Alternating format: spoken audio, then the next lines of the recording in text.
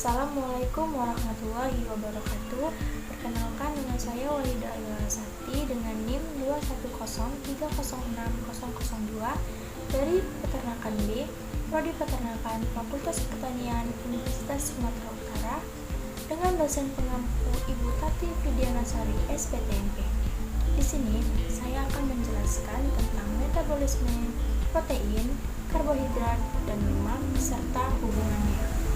Yang pertama, saya akan menjelaskan bagaimana proses pencernaan karbohidrat pada monogastrik dan ruminansia.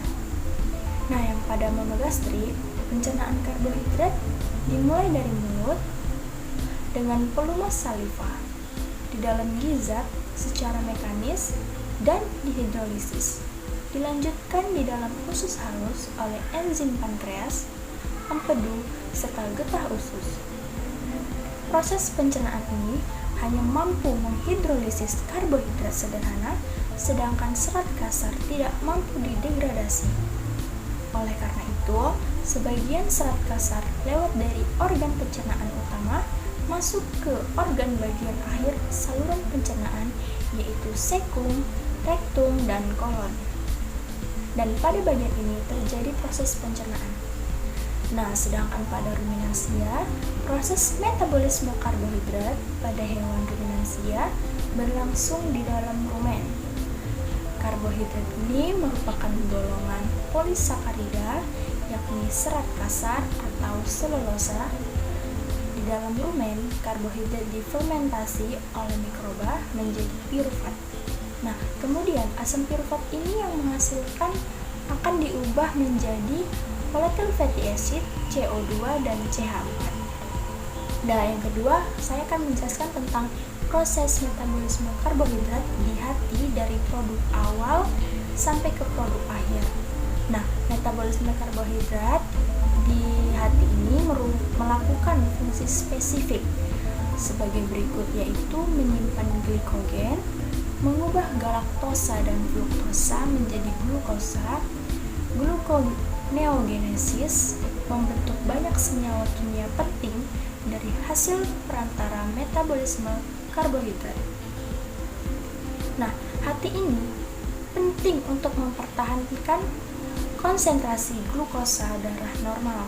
Misalnya, penyimpanan glikogen memungkinkan hati mengambil kelebihan glukosa dari darah, menyimpannya, dan kemudian mengembalikannya kembali ke darah bila konsentrasi glukosa darah mulai turun terlalu rendah. Nah, pada bagian ketiga, saya akan menjelaskan proses pencernaan protein pada unggas dan ruminansia. Bagaimana sih pencernaan protein pada unggas? Dimulai saat makanan dihaluskan dan dicampur dalam ventriculus.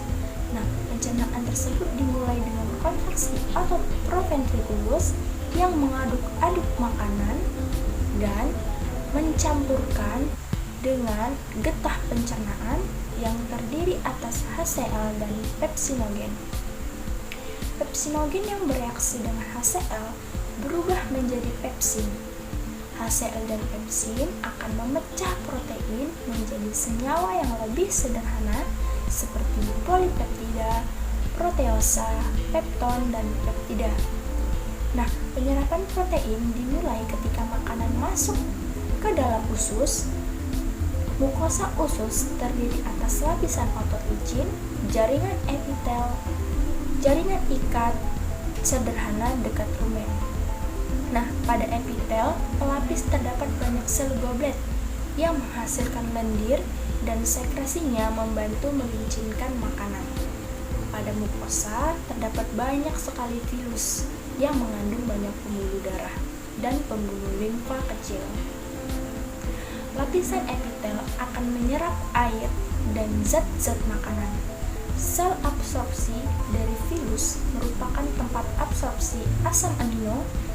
Nah, secara umum, asam amino setelah diserap oleh usus halus akan masuk ke dalam pembuluh darah. Kemudian, pada ruminansia, asam amino untuk ternak berasal dari protein yang lolos degradasi atau bypass protein. protein mikroba rumen yang tercerna dan terserap dalam usus serta dari hasil fermentasi rumen. Kemudian, perombakan protein oleh enzim proteolitik dalam rumen menghasilkan peptida dan asam-asam amino. Produk ini sebagian besar akan mengalami katabolisme lebih lanjut atau yang biasa dinamakan deaminasi, sehingga dihasilkan amonia atau NH3. Kegiatan deaminasi ini menghasilkan amonia yang bersifat konstitutif, yang artinya bahwa mikroba rumen akan terus melakukan deaminasi terhadap asam amino.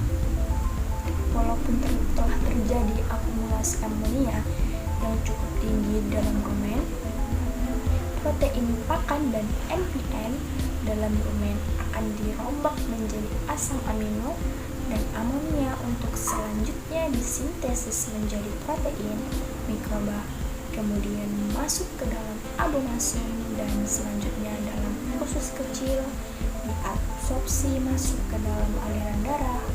Nah, dalam rumen sekitar 80% spesies mikroba rumen mampu menggunakan amonia sebagai sumber nitrogen untuk sintesis protein.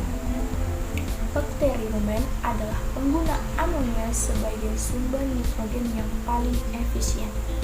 Di samping dimanfaatkan oleh mikroba rumen, amonia yang dihasilkan juga diserap darah melalui dinding rumen dibawa ke hati dan diubah menjadi urea. Beberapa urea ini mungkin dikembalikan ke rumen melalui saliva dan juga kemungkinan langsung menembus dinding rumen. Tetapi sebagian besar dikeluarkan bersama urin dan kemudian dibuang. Kemudian pada bagian yang keempat, saya akan menjelaskan bagaimana proses metabolisme protein yang terjadi di dalam hati. Nah, dalam rumen, protein akan mengalami hidrolisa menjadi oligopeptida oleh enzim proteolitik yang dihasilkan oleh mikroba rumen. Nah, oligopeptida selanjutnya akan diubah menjadi peptida dan asam amino yang bisa digunakan oleh sebagian mikroba rumen untuk pertumbuhannya, terutama oleh Bacteroides ruminocola, di mana bakteri ini mempunyai sistem transport untuk mengangkut semua asam amino ke dalam tubuhnya. Bacteroides ruminocola bisa menggunakan 40% peptida dalam rumen, sedangkan butyrifibrinosulfan menggunakan kurang lebih 10% untuk pertumbuhannya. Karena tidak semua peptida dan asam amino yang terbentuk dalam rumen digunakan untuk mikroba, di mana sebagian akan mengalir ke usus halus. Nah, kemudian pada bagian 5, saya akan menjelaskan tentang proses pencernaan lemak pada monogastrik dan ruminansia. Nah, bagaimana sih pencernaan lemak pada ruminansia?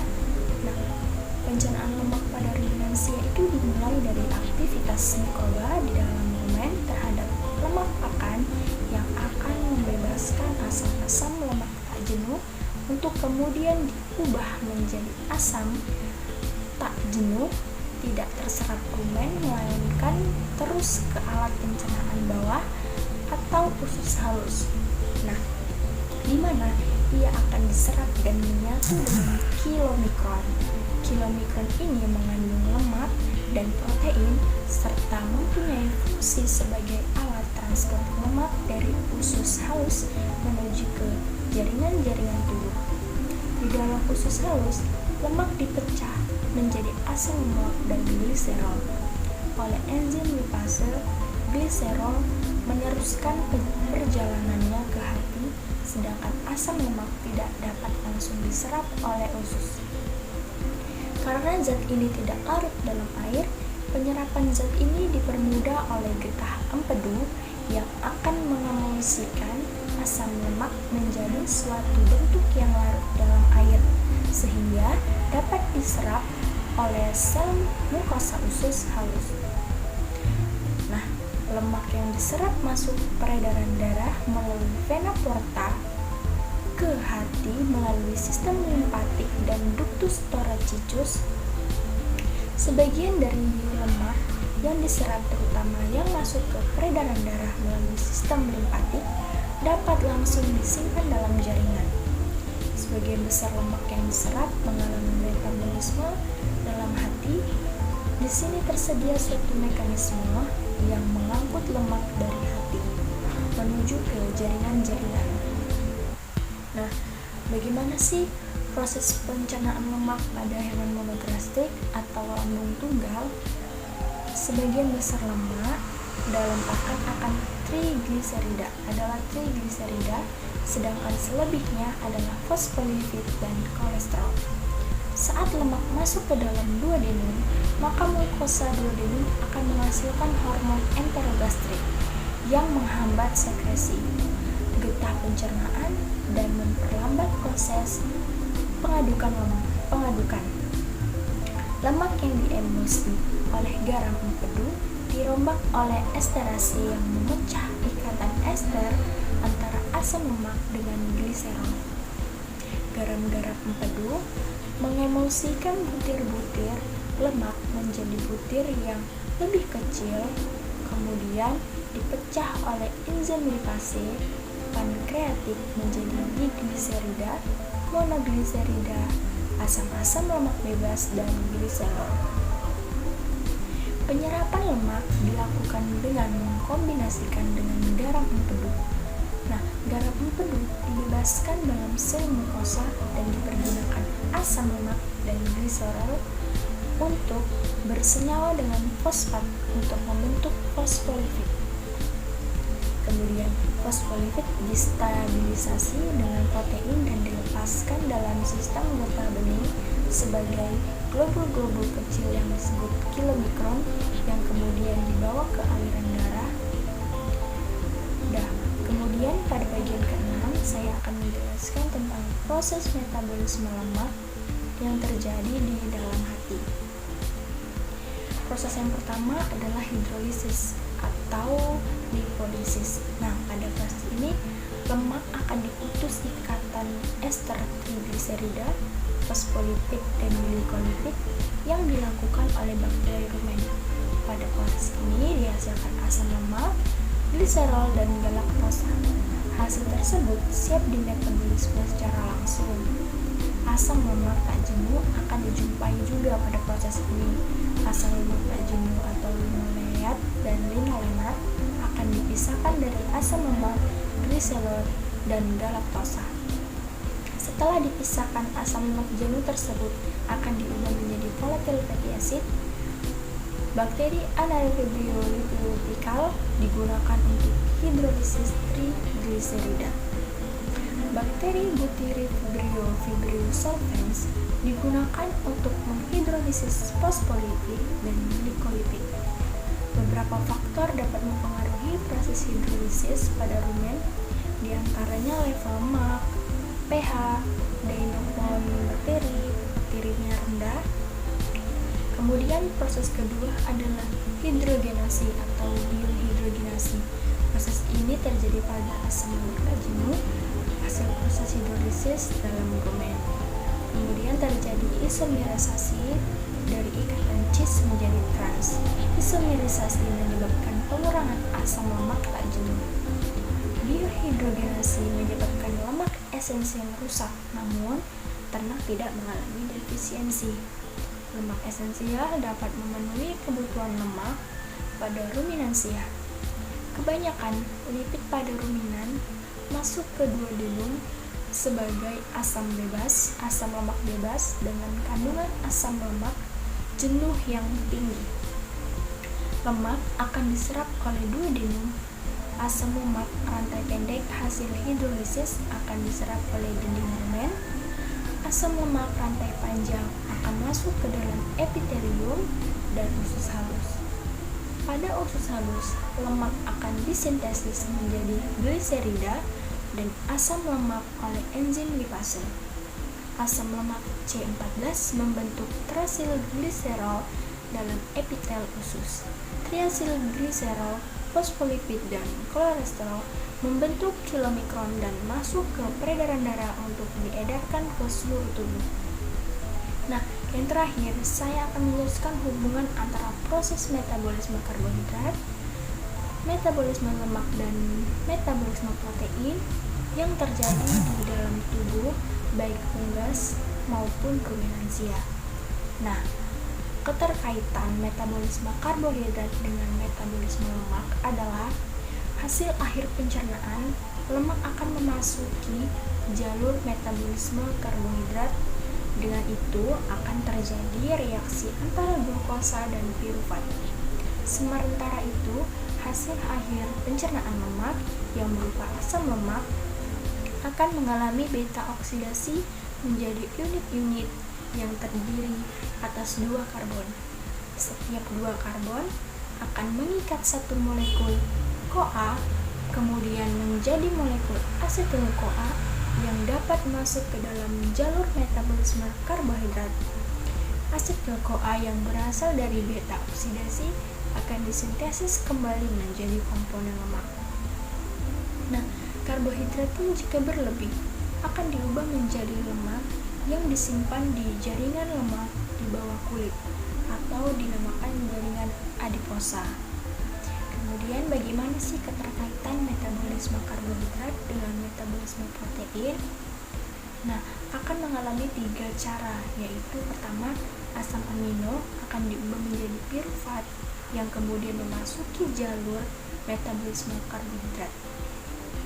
Yang kedua, asam amino ketogenik diubah menjadi asetil-CoA yang dapat memasuki jalur metabolisme lemak. Yang ketiga, asam amino non-glukogenik dan non-ketogenik dideaminasi dan langsung memasuki siklus Krebs. Nah, melalui ketiga cara tersebut, akhirnya asam amino dapat menghasilkan energi dalam bentuk ATP, karbon dioksida atau CO2, dan H2O atau air, seperti halnya karbohidrat. Sekian hasil penjelasan saya, kurang lebihnya saya mohon maaf. Wabillahi taufiq wal hidayah. Assalamualaikum warahmatullahi wabarakatuh.